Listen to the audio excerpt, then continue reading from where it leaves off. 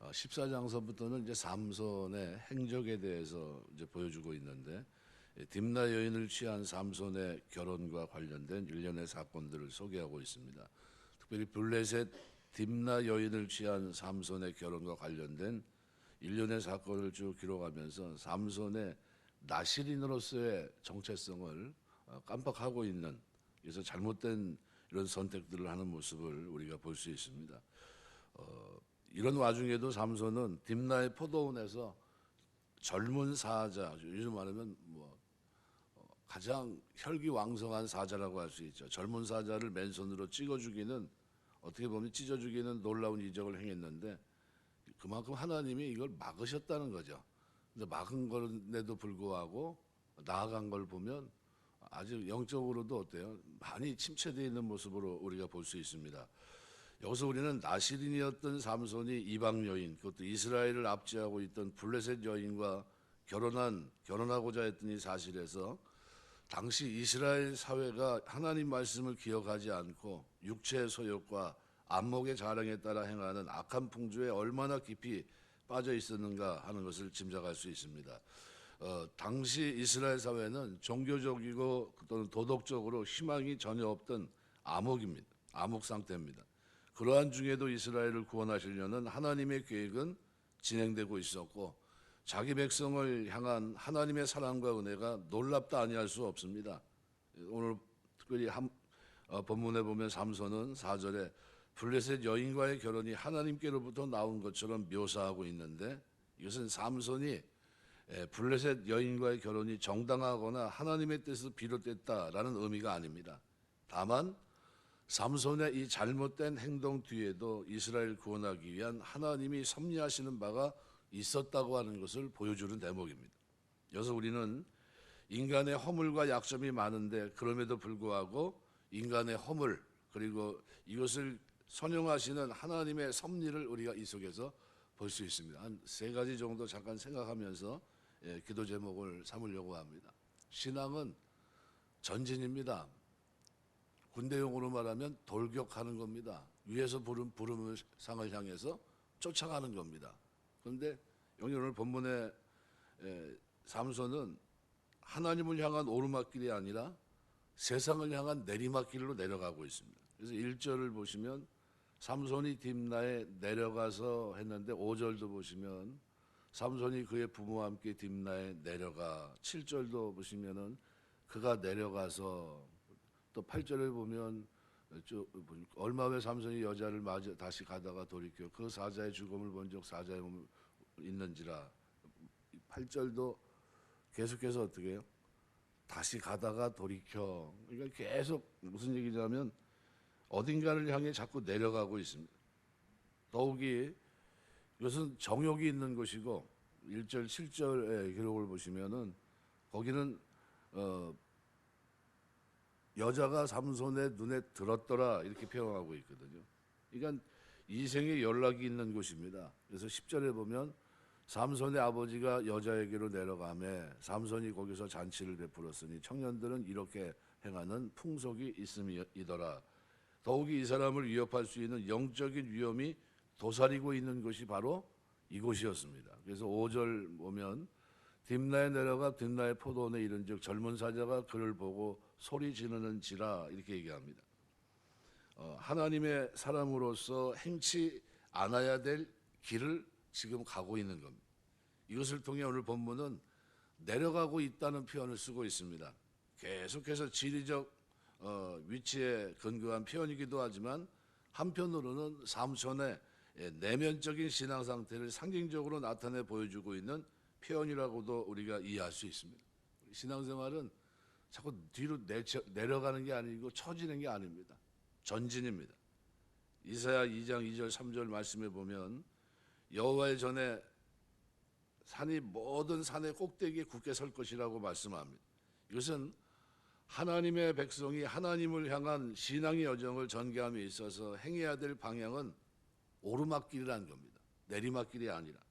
이것은 상징적인 것이지만 우리가 주님의 은혜로 구원을 얻고 하나님만을 바라본다 할지라도 우리의 악한 습관이나 또는 세상의 유혹으로 인해서 내리막으로 미끄러질 때가 한두 번이 아닙니다. 뭐 시편 73편의 아삽의 시처럼 너무 미끄러질 뻔하는 일이 한두 번이 아니겠죠. 그런데 명심할 것은 의인은 7번 넘어져도 8번 일어납니다. 잠언 24장 16절. 그러면 잘했기 때문에 일어난 게 아니라 여호와께서 손으로 붙들고 계시기 때문에 일어나는 겁니다. 놓지 않으니까, 내팽개치지 않으니까. 이게 잘한 게 아닙니다. 시편 37편 24절에서도 여전히 주님 어떻게 하십니까? 붙들고 계세요. 예, 우리 신앙생활 하면서 내리막길을 걷기보다는 항상 어떻게 해요? 위에서 부른 부름의 상을 향해서 쫓아가노라 한 대로 위로 믿음의 주에 온전하신 주님을 바라보며 나아갈 수 있는 그런 은혜가 있게 되시길 주의 이름으로 축원합니다. 우리 삼손은 자꾸 내려가다 보니까 결국 어디까지 내려갑니까? 예, 하나님 앞에서 살아내야 될 삶의 자리에서 모든 걸 잃어버리고요. 예, 하나님 앞에 불경건의 자리까지 내려갑니다. 예, 두 번째는 우리가 보는 것을 좀 가려볼 수 있어야 됩니다. 우리 1절, 2절 말씀에 보면 삼손이 이방 여자를 보았다는 말이 2번이나 반복됩니다. 그리고 3절에서는 그 여자를 좋아하였다. 이 말의 의미는 자기 눈으로 보기에 좋았다는 겁니다. 당시 삼손이 거주했던 소라 땅은 블레 사람들이 거주한 해안 평야지대와 가까운 곳입니다. 그래서 삼손은 그들의 생활을 어려서부터 봐왔겠죠. 그러면서 그 생각은 그들 문화의 상당 부분 동화되어 있었다고 할 수 있습니다. 당시 이방 문화가 그러했듯이 블레셋의 문화도 성적인 쾌락과 향락주의에 입각한 것이 주류를 이루고 있습니다. 성도는 하나님의 거룩한 영적 나실이 된 신분으로서 마땅히 봐야 할 것과 보지 말아야 할 것을 가려볼 줄 아는 이런 안목을 가지고 우리가 이 땅을 살아가야 됩니다. 우리 신앙생활하면서 우리 눈이 고장나면 문제가 많습니다. 여러모로 문제가 많겠죠. 베드로후서 3장 12절 13절 보면 하나님의 날이 임하기를 바라보고 간절히 사모하라. 그날의 하늘이 불에 타서 풀어지고 물질이 뜨거운 불에 녹아지려니와 우리는 그의 약속대로 의가 있는 곳인 새 하늘과 새 땅을 바라보도다 그랬습니다. 마지막 때를 살면서 우리가 새 하늘과 새 땅을 바라보는 이 시각을 잃어버리면 안 됩니다. 그 방향이 굉장히 중요합니다. 속력보다도 더 중요한 건 뭡니까? 방향입니다. 내가 지금 하나님에서 부르신 부름의 상을 향해서 천성을 향해서 가고 있다라고 하는 이 방향, 이걸 놓치면 안 됩니다. 히브리서 12장 말씀에서도 2절에 이렇게 표현합니다. 믿음의 주여 또 온전하게 하시는 이인 예수를 바라보자. 그는 그 앞에 있는 기쁨을 위하여 십자가를 참으사 부끄러움을 개의치 아니하시더니 하나님 보좌 우편에 앉으셨느니라. 우리 예수 그리스도를 바라보셔야 돼요. 그분이 어디 계신지, 그리고 그분이 어떻게 살아가셨는지, 그죠? 십자가를 위해서 부끄러움을 개의치 않고 나아가셨던 믿음의 주에 온전하신 예수 그리스도를 바라보며 우리가 이 땅에서 그 시선을 놓치지 말아야 됩니다. 어디 여행을 가다 보면 안내하는 가이드가 있는데 가이드가 보통 이렇게 하나 깃발을 들고 왔다 갔다 하는데 시선에서 놓치게 되면 사진 찍느라고 늦춰지게 되면 굉장히 큰 데서는요 아주 낭패입니다. 요즘은 그래도 핸드폰이 있어서 연락이 되고 하는데 참 그런 경우가 참 많은데 우리 이 신앙생활에서도 마찬가지입니다. 우리가 영적 나신으로서 봐야 될 것과 보지 말아야 될 것을 가려볼 수 있는 안목이 있어야 됩니다. 그래서 우리가 위에서 부른 부름의 상을 향해서 나아가는데 흔들림이 없어야 됩니다. 사람에게는 누구나 다 아킬레스건이 있습니다. 다 잘하는 것 같은데 한 가지 약점이 있다는 겁니다. 삼손에게는 여자라고 하는 약점이 있었습니다. 3명의 여자가 있었는데 삼손이 여자에게 지나치게 집착했다는 것을 시사해주고 있고요. 나시린임인데도 불구하고 여성 폭력이 심했고 그로 인해서 실패하는 인생을 살게 됩니다. 그건 그 인생의 아킬레스건입니다. 히랍 신화에 나오는 아킬레스라는 영웅에서 비롯된 말인데 아킬레스는 미르미돈 왕국의 펠레우스와 바다의 여신 테티스 사이에 태어납니다. 테티스는 아킬레스를 불멸의 몸으로 만들기 위해서 그가 태어나자마자 스타익스라고 하는 불멸의 강에 집어넣고 그 몸을 갑옷처럼 만듭니다. 그런데 테티스가 아이를 강물에 집어넣을 때 아이의 발 뒤꿈치를 잡은 까닭에 아이의 온 몸은 갑옷처럼 단단해졌지만 발 뒤꿈치만큼은 일반 사람의 몸과 다를 바 없었습니다. 결국 아킬레스는 장성에서 전쟁에 나갔는데 발 뒤꿈치에 화살을 맞아 죽게 됩니다. 그게 약점이라는 거죠. 그러니까 우리가 아킬레스건을 잘 다스려 하나님 앞에 바로 선다면 하나님께서는 사단으로부터 우리의 약점을 보호하시고 우리로 하여금 사단과 세상을 이기는 승리의 삶을 살게 하실 줄 믿습니다. 그래서 중요한 거는 내 약점이 뭔가 이걸 자꾸 보셔야 돼요. 그리고 보완하셔야 됩니다. 그래서 이대로 끝까지 갈 수 있는가 하는 거죠. 우리 신앙생활하면서 우리 신앙 모든 면에 있어서 약점을 자꾸 파악해서 하나님 앞에서 바르게 살려고 몸부림치셔야 됩니다.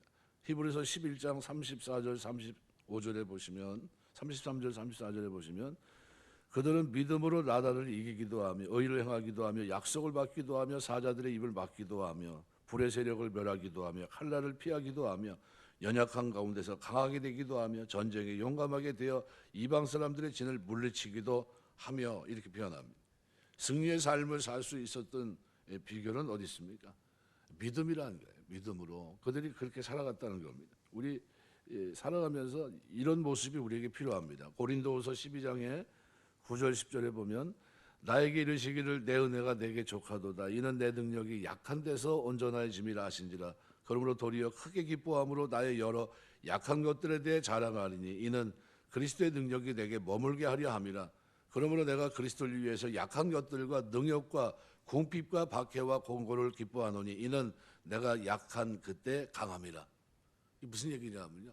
나에게 아킬레스 근이 있기 때문에 그래서 어떻게 해요? 하나님 의지합니다. 이게 없으면 나 혼자 살 수 있을 것 같은데 다 할 수 있을 것 같은데 근데 그게 안 되니까 어떻게 해요? 하나님 앞에 엎드릴 수밖에 없어요. 하나님이 도와주셔야 되고 붙들어 주셔야 되고 일으켜 주셔야 되고 하나님이 함께 하셔야 됩니다. 그거 외에는 방법이 없어요. 그러니까 내 약할 때 강합니다. 약할 때 나에게 아킬레스건이 있다는 사실을 깨닫고 기도하셔야 돼요.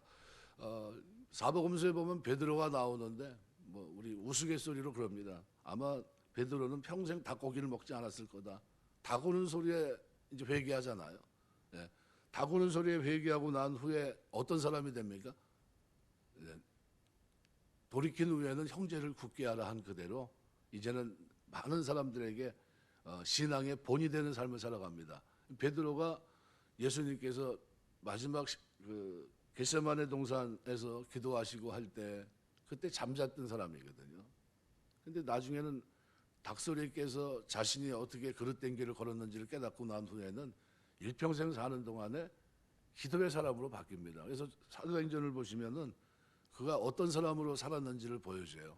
시간을 맞춰놓고 하나님 앞에 성전문 열면 올라가서 기도하고 성전문 닫을 때 올라가서 기도하면서 하루에 3번씩 공식적인 기도를 했던 사람입니다. 바쁜 일정이 있는데도 늘 기도하는 사람으로 살아갑니다. 누구 때문에 그렇게 됐냐면요. 자기의 약점이 뭔지를 알았기 때문이에요. 내가 기도하면서 하나님의 은혜가 없이는 내가 살 수 없는 인생이구나 하면서 하나님의 은혜를 구해야 되니까요. 그런 거 다 그만두고 어떻게 해요? 성전에 올라가서 예배당에 올라가서 하나님 앞에 어떻게 기도하는 자리에 머물렀다는 거예요. 그 약점이 강점이 된 겁니다. 우리 신앙생활도 똑같아요. 우리가 나에게 약점이 뭔가 그 약점을 파악해서 하나님 앞에 나가야 됩니다. 사람에게 누구나 다 이 아킬레스건이 있지만 이것을 잘 보완하면 승리자의 삶을 살아갈 수 있습니다. 살아가면서 잘 보완할 수 있는 여러분 되시길 주의 이름으로 축원합니다. 근데 우리는 오늘 본문에서 또 한 가지 놓치지 말아야 될 것은요. 하나님의 사람들이 이렇게 가끔 넘어집니다. 실패하고. 근데 하나님은 실패하지 않습니다. 오늘 4절을 보면 삼손이 블레셋 여인과 결혼할 때 그 부모에게 저런 일을 배후에는 그로 하여금 블레셋을 치게 하려는 하나님의 계획이 있었던 것으로 묘사하고 있는데 그렇다면 삼손이 이방 여인과 가까이에서 결혼하게 된 것은 하나님의 뜻입니까? 아니죠. 삼손은 전혀 잘못한 것이 없다 이런 얘기입니까? 그렇지 않습니다. 왜냐하면 하나님은 이스라엘 백성이 악한 우상을 섬기는 이방 사람들과 결혼하는 것을 엄히 금했고 그리고 이것은 어떻게 해요? 누누이 확인되고 있는 바입니다. 그래서 신명기 말씀에도 보면 7장 3절 4절에 이렇게 표현합니다. 그들과 혼인하지 말지니 내 딸을 그들의 아들에게 주지도 말 것이요 그들의 딸도 내 며느리로 삼지 말 것은 그가 내 아들을 유혹하여 그가 여호와를 떠나고 다른 신들을 섬기게 함으로 여호와께서 너희에게 진노하사 갑자기 너희를 멸하실 것임이니라 그랬습니다. 그런데 이 일이 바벨론 포로로 왜 갔습니까? 예, 이렇게 두 가지 이유가 있습니다. 우상을 숭배한 것과 이렇게 결혼에 대한 잘못된 결정들. 이게 결국은 하나님 앞에 심판을 받습니다. 그래서 느헤미야 13장에 보시면은 26절 27절 보면 그때 당시에 그들의 잘못된 면면들을 다 지적을 합니다. 근데 그 지적 가운데 한 가지가 뭐냐 하면 이 결혼의 잘못된 결혼이에요.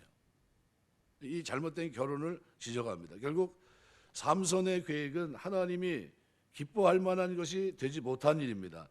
그런데 그의 행위가 하나님의 뜻에 부합하지 않은 것임에도 불구하고 오늘 본문에서는 이 일을 계기로 블레 사람들을 치는 그것이 하나님께로부터 말미암은 것이다 기록하고 있는데 이유가 뭡니까? 삼손의 그 같은 약점까지도 하나님께서는 당신의 구원 사역을 위한 도구로 삼고자 하셨기 때문입니다.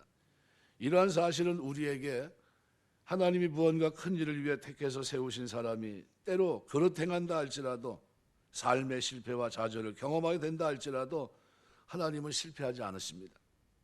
그리고 본래 계획하신 당신의 뜻을 성취하신다는 사실을 분명하게 일깨워 줍니다.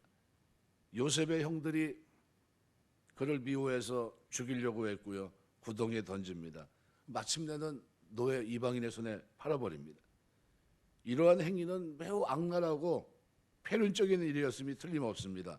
그런데 하나님은 그들의 허물을 탓하기보다는 오히려 그때 팔려갔던 요셉을 통해서 그 형들은 물론이고 당시 온 세계 많은 사람들을 기근으로부터 구원하는 일에 이 요셉을 쓰고 있습니다. 창세기 50장 16절에서 21절. 그래서 하나님은 당신의 뜻을 이루심에 있어서 어떤 것에 구애받는 어떤 방해받는 데든가 뭐 이런 걸로 인해서 당신의 뜻을 접는 데든가 당신의 뜻이 좌절되는 그런 분이 아닙니다. 삼손이 부족했지만 하나님은 이 일을 그대로 진행하십니다. 그 일을 위해 택함받은 사람은 실패하고 좌절하는 일이 있을지라도 하나님의 계획은 추호도 어긋남이 없이 성취됩니다. 따라서 오늘 우리가 하나님의 일을 할 때 자세가 굉장히 중요한데요.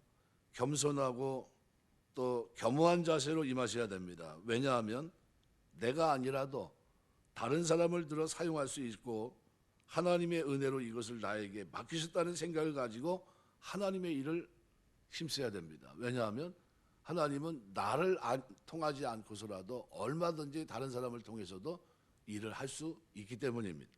사무엘하 7장 18절에 보면 다윗 왕이 여호와 앞에 들어가 앉아서 이르되 이렇게 고백합니다. 주 여호와여 나는 누구오며 내 집은 무엇이기에 나를 여기까지 이르게 하였나이까. 사실은 우리가 이런 질문을 하나님 앞에 드려야 돼요. 내가 하나님 뭔데 이렇게 축복하십니까? 나는 누구고 내 집은 누구고 나라는 존재는 뭔데 하나님 나에게 이렇게 하나님 앞에 쓰임받을 수 있게 하셨습니까? 라는 거예요. 시편 37편 5절 너의 길을 여호와께 맡기라 저를 의지하면 저가 이루시고 그랬습니다. 하나님의 사람은 실패하지만 그래도 하나님은 계획하신 것을 놓지 않습니다. 반드시 성공하십니다. 말씀을 맺겠습니다. 우리가 영적으로 말하면은 나시린입니다. 구별됐다는 거죠. 영적인 나시린은 가야 할 것과 가지 말아야 될 것, 봐야 될 것과 보지 말아야 될 것, 이것을 구분해야 되겠죠. 오직 우리가 이 땅에 살면서 내 정체성이 누구인가를 놓치면 큰일 납니다. 나에게 있는 이 약점이 어떤 약점이 있습니까? 그 약점 때문에 흔들리게 된다면 하나님 영광 가리는 겁니다. 이 약점이 오히려 나에게 이 약점 인연에서 하나님 앞에 더 가까이 갈 수 있어야 돼요. 늘 이 약점 때문에 하나님 앞에 기도하고 매달리면서 남들보다 더 애써야 됩니다. 그래서 어떤 분이 그렇게 얘기합니다. 건강한 사람이 오래 사는 게 아니라 약한 사람이 오래 삽니다. 그랬어요. 왜 그렇게 생각하십니까? 그랬더니 그건 생각이 아니라 약한 사람은 약한 걸 아니까 계속해서 보완한다는 거예요. 근데 건강한 사람은 한 방에 간다고 그러더라고요. 근데 가만히 들어보면 그 말도 일리가 있겠다 생각을 해요. 진짜 계속 병원을 찾아다니시는 분이 오래 사시더라고요. 왜냐하면 그 약점을 계속해서 보완합니다. 신앙생활은 뭡니까? 내 약점을 가지고 하나님 앞에 나가서 나는 힘이 없습니다. 주 앞에 쓰임 받지만 이 연약함을 가지고 있습니다. 도와주십시오 하면서 늘 내놓는 겁니다. 살아가면서 나에게 있는 아킬레스건, 그것이 하나님 영광 가리지 않고 쓰임 받을 수 있는 좋은 도구가 될 수 있도록 하나님께 기도하고 늘 돌아볼 수 있는 여러분 되시길 주의 이름으로 축원합니다. 예, 살아가면서 나는 실패할 수 있어도 하나님은 실패하지 않는다라는 사실을 기억하시면서 내 인생을 하나님께 맡기고 나아갈 때 오늘 본문에 기록한 대로 너의 길을 여호와께 맡기라. 맡기면 저를 의지하면 저가 이루실 것이라는 겁니다. 우리 살아가면서 하나님의 뜻 가운데 쓰임 받는 귀한 종들이 다 되시길 주의 이름으로 축원합니다. 기도하겠습니다.